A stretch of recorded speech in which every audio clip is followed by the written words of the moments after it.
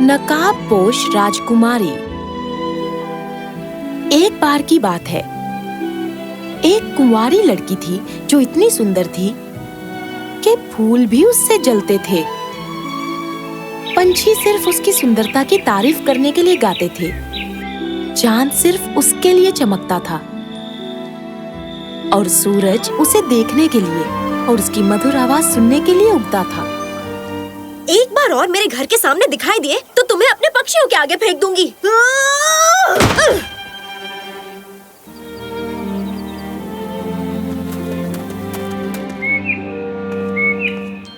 Sorry sweet hearts, मैं जानती हूँ कि तुम्हें बेवकूफों को खाना पसंद नहीं है। हाँ, ज्यादातर हमारी कैरोलिन की आवाज में मिठास ही रहती थी, पर अगर वो कभी-कभी गुस्सा हो जाए तो क्या कुछ गलत है? अब देखिए, कैरोलिन इतनी सुंदर थी कि उसकी सुंदरता की वजह से वो बहुत परेशान रहती थी।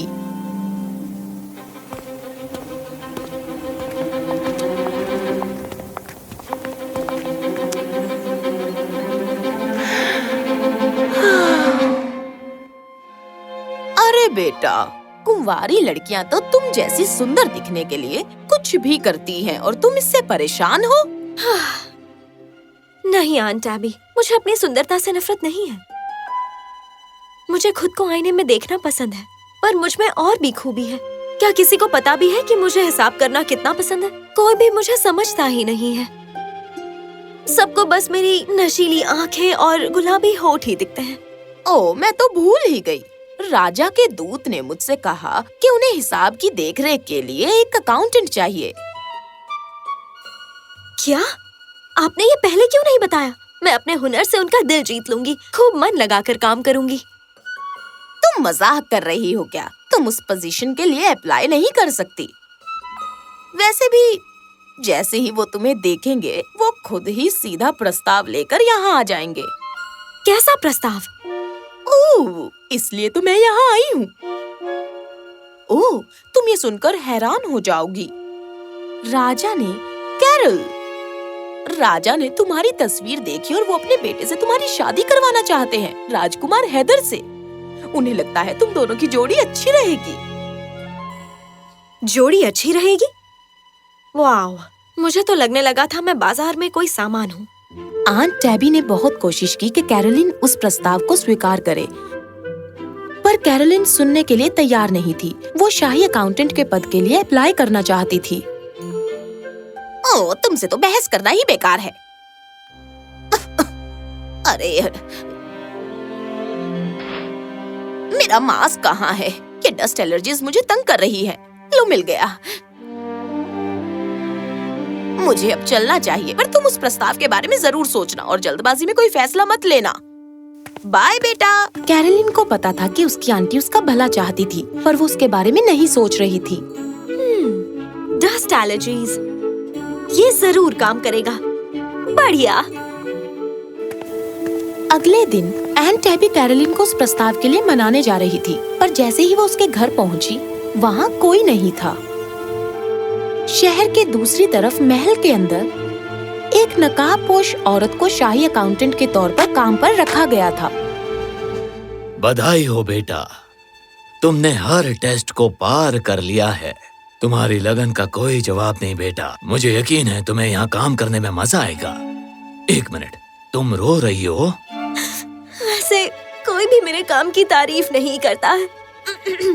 कोई बात नहीं महाराज, मैं आपकी बहुत आभारी हूँ।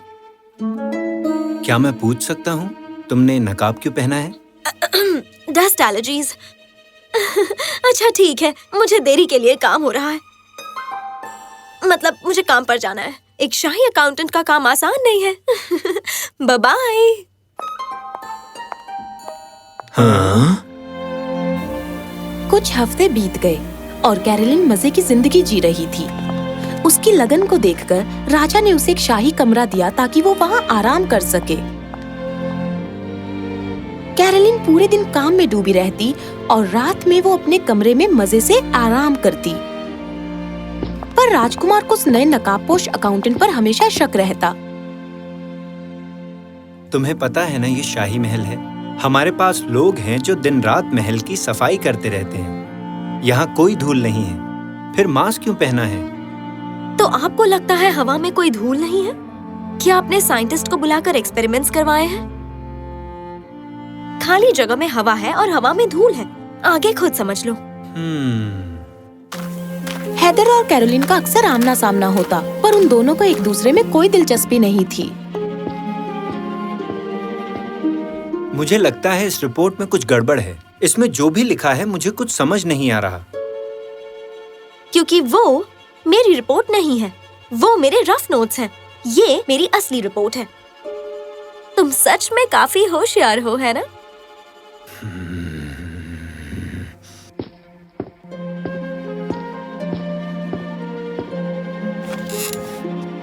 हाँ, अब क्या? तुम्हें ये पेन पसंद नहीं है जिससे मैं रिपोर्ट्स लिखती हूँ? असल में मैं तुम्हारे काम की तारीफ करने आया हूँ। तुम सच में एक प्रोफेशनल हो। मेरा मतलब ये हिसाब बिल्कुल कमाल का। अरे तुम रो क्यों रही हो? जब कोई मेरी काम की तारीफ करता है तो मैं खुद को रोक नहीं पाती हूँ। समझ सकता हूँ। पता है, मैं राजा का बेटा हूँ। जो कुछ भी मैंने हासिल किया है उस पर सवाल उठाते हैं और उसका श्रेय हमेशा शाही परिवार को दिया जाता है। ऐसा लगता है हम दोनों में काफी समानताएं हैं, नकाबपोश अकाउंटेंट। और यहाँ से एक ऐसी कहानी की शुरुआत हुई जिसके बारे में कैरोलिन ने सोचा ही नहीं था। एक तरफ जहाँ कैरोलिन और हैदर की दोस्ती बढ़ रही थी, दोनों एक दूसरे के लिए खास हो गए थे। दूसरी तरफ शहर में लोग कैरोलिन को ढूंढ रहे थे, जैसे कि आंट टैबी। वो मेरी वजह से भाग गई। मुझे उस पर दबाव नहीं डालना चाहिए था। और शहर के सबसे अमीर जमींदार का बेटा प्राइमस। मैं जानना चाहता हूँ वो कहाँ है। कैरोलिन को प्राइमस और उसकी दौलत में कोई दिलचस्पी नहीं थी, पर प्राइमस ने खुद से एक वादा किया था कि वो कैरोलिन को अपने प्यार में पागल करके ही रहेगा, और इसी वादे की वजह से वो उस ढोंगी बाबा के यहाँ गया।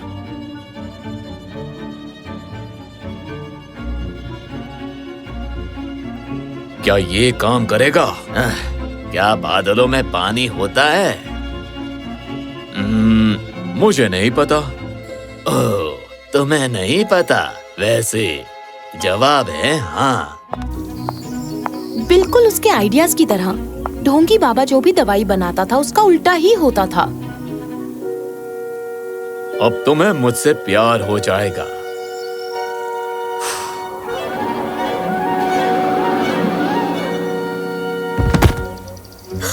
तुम ठीक तो हो ना, प्राइमस?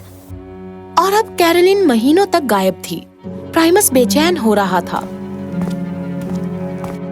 इसमें और कितना समय लगेगा?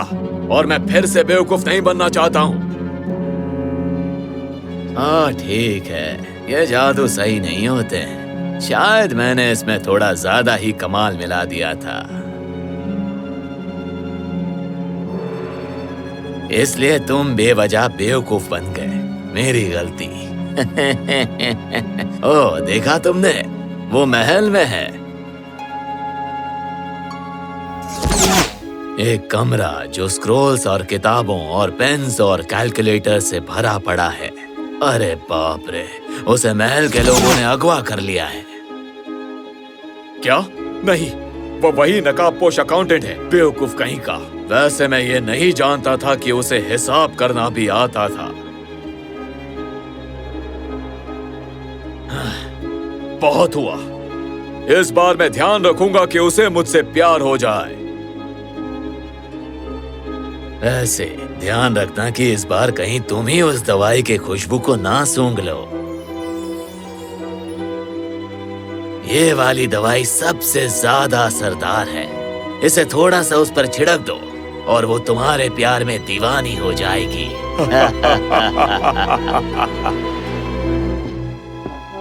ये सब क्या कम था कि राजा ने अपने बेटे को बुलाया।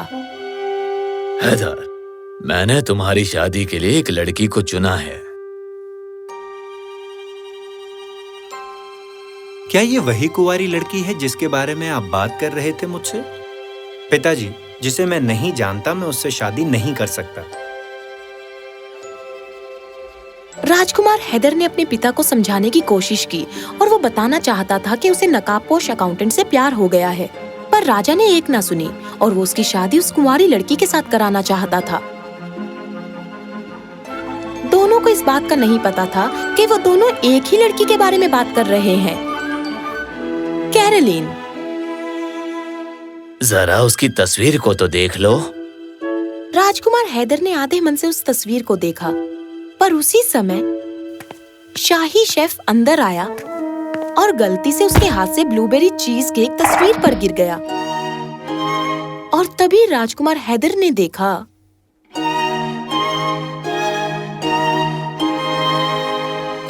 जब कोई मेरी काम की तारीफ करता है तो मैं खुद को रोक नहीं पाती। अरे हाँ, इसीलिए तो वो नकाब पहनती है। वो चाहती है कि लोग उसे उसके हुनर से जानें और ना कि उसके चेहरे से। वो नकाबपोश अकाउंटेंट ही मेरी नकाबपोश राजकुमारी है। पिताजी, मुझे आपका फैसला मंजूर है। मैं तस्वीर वाली कुंवारी लड़की से शादी करूंगा। मुझे अब जाना होगा। बाय। राजकुमार हैदर अपने सच्चे प्यार से मिलने के लिए शाही कमरे में गया, पर उसने देखा कि प्राइमस वहाँ पहले से खड़ा था। यहीं पर रुक जाओ राजकुमार, इसे अब मुझसे प्यार होने वाला है। हाँ।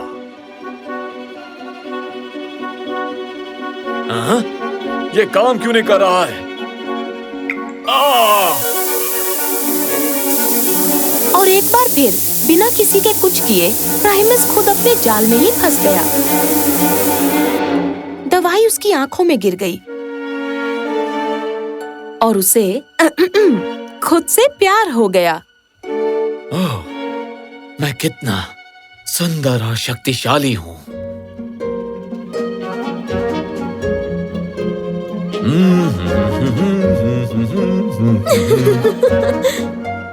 राजकुमार हैदर ने कैरोलिन को अपने दिल का हाल बताया और उसने भी उसके प्रस्ताव को स्वीकार किया।